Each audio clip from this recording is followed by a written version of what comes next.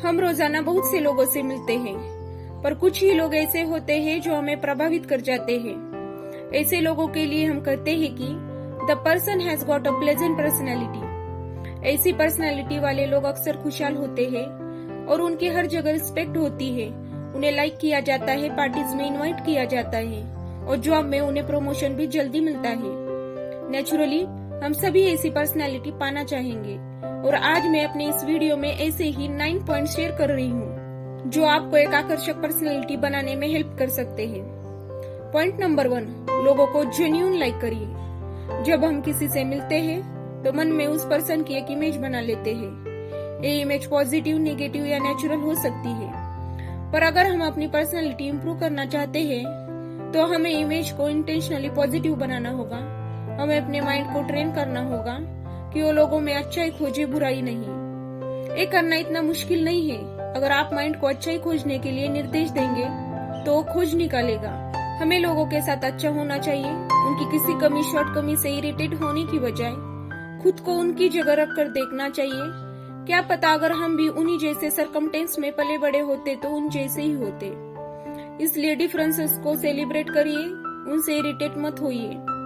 Friends, हमारे चारों तरफ फैली नेगेटिविटी हमें बहुत प्रभावित करती है। हम रोज चोरी, धोखाधड़ी, फ्रॉड की खबरें सुनते हैं और शायद इसी वजह से आदमी का आदमी पर से विश्वास उठता जा रहा है। मैं ये नहीं कहती कि आप आंख मूंद पर लोगों पर ट्रस्ट करिए, पर ये जरूर कहूंगी कि आंख मूंद कर लोगों पर ट्रस्ट मत करिए। ज्यादातर लोग अच्छे होते हैं, कम से कम उनके साथ तो होते ही है जो उनके साथ अच्छा होता है। आप लोगों के साथ अच्छा बनिए, उन्हें लाइक करिए और बदले में वो भी आपके साथ अच्छा ही करेंगे। किसी ने कहा भी है, मैं जिस व्यक्ति से भी मिलता हूँ वह किसी न किसी रूप से मुझसे बेहतर है। तो जब और कोई हमसे किसी न किसी रूप से बेहतर है तो उसे लाइक तो किया ही जा सकता है। पॉइंट नंबर 2, मुस्कुराहट के साथ मिलिए। जब आप अपने बेस्ट फ्रेंड से मिलते हैं तो क्या होता है, आप एक दूसरे को देखकर स्माइल करते हैं। मुस्कुराना जाहिर करता है कि आप सामने वाले को पसंद करते हैं। यही बात हर रिलेशनशिप में लागू होती है। इसलिए आप जब भी किसी से मिले तो चेहरे पर एक जेन्युइन स्माइल लाइए। इससे लोग आपको पसंद करेंगे, आपसे मिलकर खुश होंगे। आपकी मुस्कुराहट के जवाब में मुस्कुराहट ना मिले ऐसा कम ही होगा, और होता भी है तो लेट इट बी। आपको अपना पार्ट अच्छे से प्ले करना है। एक मुस्कुराता चेहरा एक फ्लैट फेस से कहीं अधिक आकर्षक होता है और आपकी पर्सनालिटी को अट्रैक्टिव बनाने में बहुत मददगार होता है। मुस्कुराने से एक और फायदा भी होता है। एज पर सम रिसर्च, जब हम अंदर से खुश होते हैं तो हमारे एक्सटर्नल एक्सप्रेशन उसी हिसाब से चेंज हो जाते हैं। हमें देखकर ही लोग समझ जाते हैं कि हम खुश हैं। और ठीक इसका उल्टा भी सही है, यानी जब हम अपने बाहरी एक्सप्रेशन खुशनुमा बना लेते हैं तो उसका असर हमारे इंटरनल मूड पर भी पड़ता है और वो अच्छा ही हो जाता है। पॉइंट नंबर 3, नाम रहे ध्यान। किसी व्यक्ति के लिए उसका नाम दुनिया के बाकी सभी नामों में से ज्यादा इम्पोर्टेंस रखता है।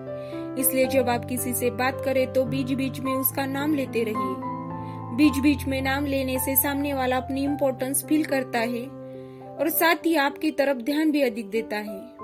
एंड डेफिनेटली वो इस बात से खुश होता है कि आप उसके नाम को इम्पोर्टेंस दे रहे हैं। पॉइंट नंबर 4, बोलने से पहले सुनिए।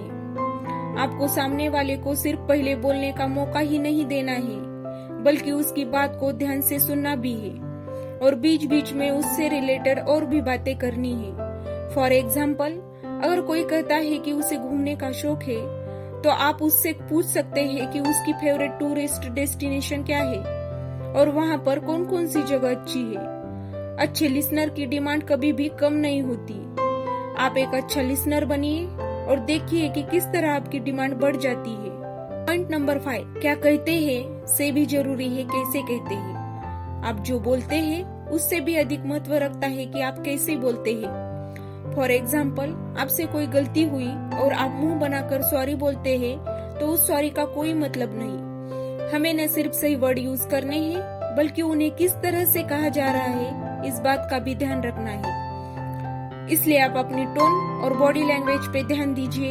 जितना हो सके पोलाइट और वेल मैनर्ड तरीके से लोगों से बात करिए। पॉइंट नंबर 6, बिना अपना फायदा सोचे लोगों की हेल्प करिए। कई बार हमें इसी स्थिति में होते हैं कि दूसरों की हेल्प कर सके, पर आउट ऑफ लेजीनेस या फिर ये सोचकर कि इसमें हमारा कोई फायदा नहीं, हम हेल्प नहीं करते।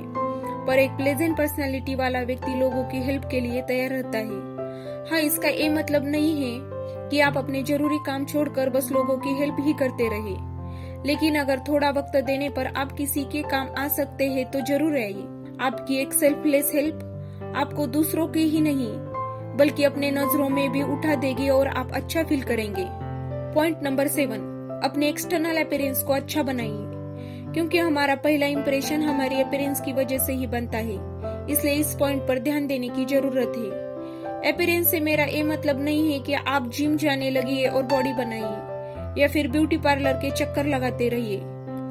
इट सिंपली मीन्स कि आप ओकेजन के हिसाब से ड्रेसअप होइए और पर्सनल हाइजीन पर ध्यान दीजिए। छोटी छोटी बातें जैसे कि आपका हेयर स्टाइल, नेल्स और पॉलिश्ड शूज आपकी पर्सनालिटी पर प्रभाव डालते हैं। पॉइंट नंबर 8, क्या अप्रिशिएट कर सकते हैं खोजिए।